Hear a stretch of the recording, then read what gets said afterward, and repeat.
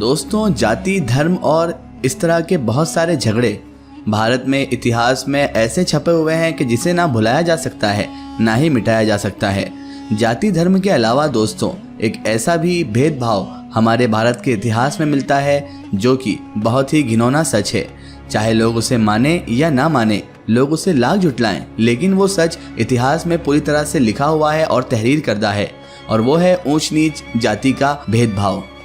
हमारे भारत में आप सभी लोग जानते हैं कि ऊंच नीच जाति भेदभाव ये बहुत ही आम था। आज तो फिर भी बहुत जनरेशन के देखते हुए सुधार हो चुका है, लेकिन आज से अगर हम पहले सैकड़ों साल पहले भी अगर इतिहास पर नज़र डालते हैं तो हमें जाति भेदभाव और ऊंच नीच का ये भेदभाव बहुत ही आम तौर पर दिखाई देता था, चाहे फिर वो स्तन ढांकने का टैक्स ही क्यों ना हो। क्योंकि दोस्तों भारत के इतिहास पर अगर आप नज़र डालेंगे या भारत का इतिहास पढ़ेंगे तो एक लंबे वक्त तक लोगों को उनकी जात बिरादरी देखकर ही, जात पात देखकर ही ऊंचा या नीचा माना जाता था। उनकी जात अगर ऊंची होती थी तो उन्हें सम्मान की नज़रों से देखा जाता था, लेकिन अगर वो कोई निचली जाति के होते थे तो उन्हें बहुत ही हकारत की नज़र से यानी बहुत घिनौनी तौर पर ट्रीट किया जाता था, उन्हें घिनौना व्यवहार किया जाता था।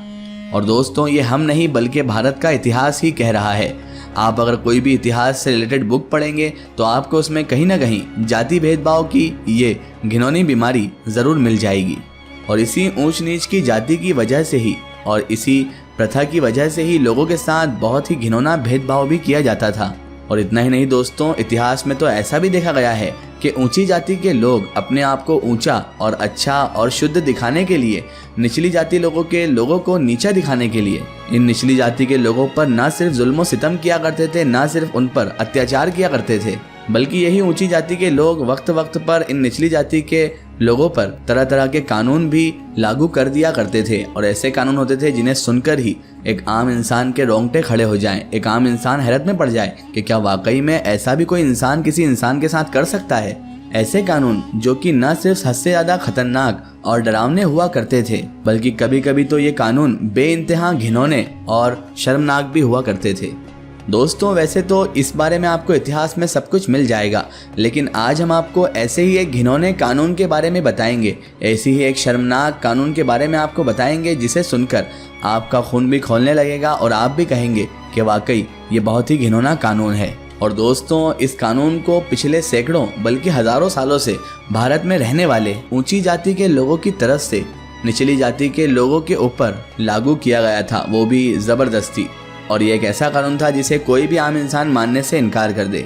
और दोस्तों आप इस कानून को घिनौने कानून के नाम के साथ साथ एक घिनौनी रस्म का भी नाम दे सकते हैं। और दोस्तों ये वही रस्म थी जिसको आज भी हम लोग, और हमारे कभी ना कभी सुनने में तो आया ही होगा, आज हम लोग इसे शुद्धिकरण के नाम से ही जानते हैं। वैसे दोस्तों आप लोगों ने कभी ना कभी अपनी ज़िंदगी में या किसी बॉलीवुड मूवी में इस वर्ड को यानी शुद्धिकरण नाम को ज़रूर सुना ही होगा। अगर सुना नहीं होगा तो आपने इसके बारे में शायद कहीं पढ़ा भी होगा, मगर जाहिर सी बात है दोस्तों कि इसको छुपाने की तो बहुत कोशिश की गई है, लेकिन फिर भी बॉलीवुड की कई फिल्मों में इसे अलग अलग तरह से अलग अलग रूप में डिफाइन किया गया है, अलग अलग रूप से दर्शाया गया है, जिसकी वजह से लोग इस बात को लेकर कंफ्यूज हो जाते हैं कि आखिर शुद्धिकरण होता क्या है और असल में शुद्धिकरण का मतलब क्या है और ये प्रथा कैसी है। तो दोस्तों आज की इस वीडियो में हम आपको बताएंगे, इस वीडियो में आप ये जान सकेंगे कि आखिर ये शुद्धिकरण होता क्या है, बल्कि इसके साथ साथ इस वीडियो में आप शुद्धिकरण के इतिहास को भी आसानी के साथ समझ सकेंगे। आपको समझ आएगा कि आखिर शुद्धिकरण होता क्या है और ये क्यों किया जाता था और आखिर इसे घिनौनी प्रथा क्यों बोल रहे हैं। तो दरअसल दोस्तों बात यह है कि किसी दौर में भारत के ऊंची जाति के लोगों की तरफ से ये बहुत ज़्यादा मशहूर कर दिया गया था कि जो निचली जाति की औरतें होती हैं, यानी जो निचली जाति में लेडीज़ होती हैं, ये खुद के अंदर ही अपने आप में बहुत ज़्यादा गंदी होती हैं, यानी ये शुद्ध नहीं होती बल्कि ये गंदी होती हैं। और जब इन निचली औरतों का शादी विवाह हो जाता है उसके बाद ये जब किसी दूसरे घर में जाती हैं, यानी कि अपने ससुराल वगैरह में जाती हैं, तो उस घर में भी ये अपने साथ साथ नापाकी और मनुसियत को लेकर जाती हैं, यानी गंदगी और पनौती वाड़े को। इसीलिए ज़रूरी था कि जब भी शूद्रों की लड़की यानी कि निचली जाति के किसी भी इंसान के घर की लड़की का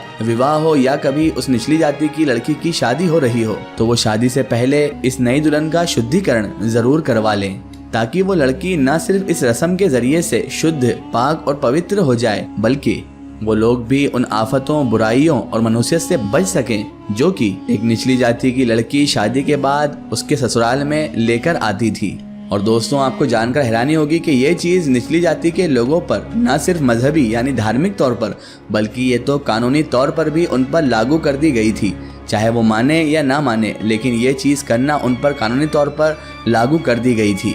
यानी अगर निचली जाति के लोग इसके खिलाफ जाते हैं और शुद्धिकरण नहीं करवाते हैं तो उन्हें इसके खिलाफ जाने के जुर्म में सजा भी दी जाती थी। बहरहाल दोस्तों, अगर हम बात करें आप शुद्धिकरण की इस रस्म के बारे में कि इसका मतलब क्या था और इस शुद्धिकरण की रस्म में हुआ क्या करता था, तो दोस्तों आपको ये सच बताते चलें कि इस शुद्धिकरण नामी रस्म का मतलब ये हुआ करता था कि एक निचली जाति की लड़की को अपनी शादी के फौरन बाद ही और अपनी सुहागरात से ठीक पहले 3 दिन और 3 रातें एक ब्राह्मण इंसान के यहाँ गुजारना पड़ती थी। यानी शादी के फौरन बाद 3 दिन और 3 रातों के लिए उस लड़की को, निचली जाति की लड़की को, ब्राह्मण इंसान की दासी बनकर रहना हुआ करता था। और इन 3 दिन और इन 3 रातों के बीच में, दरमियान में, वो ब्राह्मण इंसान उस दासी यानी निचली जाति की लड़की के साथ जिस्मानी रिश्ते भी बनाया करता था। और दोस्तों, इसी जिस्मानी रिश्ते बनाने वाली प्रथा को ही, इस रस्म को ही शुद्धिकरण का नाम दिया जाता था और इसे ही शुद्धिकरण कहा जाता था। ये सब कुछ करने के बाद वो ऊंची जाति का मर्द, यानी जो ऊंची जाति का मर्द हुआ करता था, लड़की और लड़के वाले जो निचली जाति के हुआ करते थे, उनको ये कहकर उन पर एहसान भी जतलाया करता था कि उसने ही उनकी लड़की को पवित्र किया है, शुद्ध किया है, उसका शुद्धिकरण करके। क्योंकि जाहिर सी बात है दोस्तों, उस दौर में तो उस दौर की सोसाइटी का यही मानना था, उस दौर के लोगों का यही मानना था कि निचली जाति की जो औरतें हैं, जो लड़कियां हैं, वो तो गंदी हैं, वो अपवित्र हैं, अशुद्ध हैं और ये उस वक्त तक नापाक और गंदी रहेंगी जब तक कि एक ब्राह्मण के जरिए से उनका शुद्धिकरण ना करवा दिया जाए या उनको पवित्र ना करवा दिया जाए।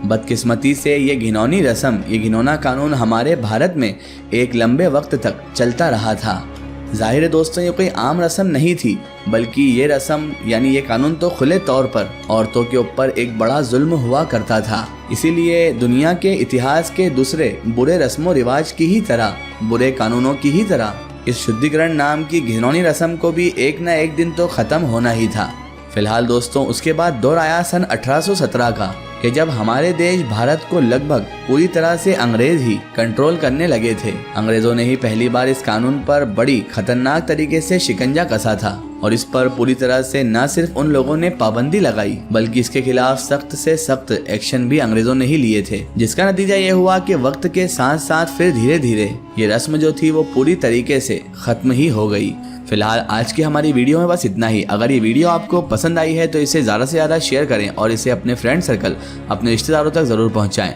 इसी तरह की इन्फॉर्मेटिव और हिस्टोरिकल वीडियो के लिए हमारे चैनल को सब्सक्राइब कीजिए और पास में दिए गए घंटी के आइकन को ज़रूर दबाएं ताकि हमारी आने वाली हर नई वीडियो की नोटिफिकेशन आप तक पहुँचती रहे।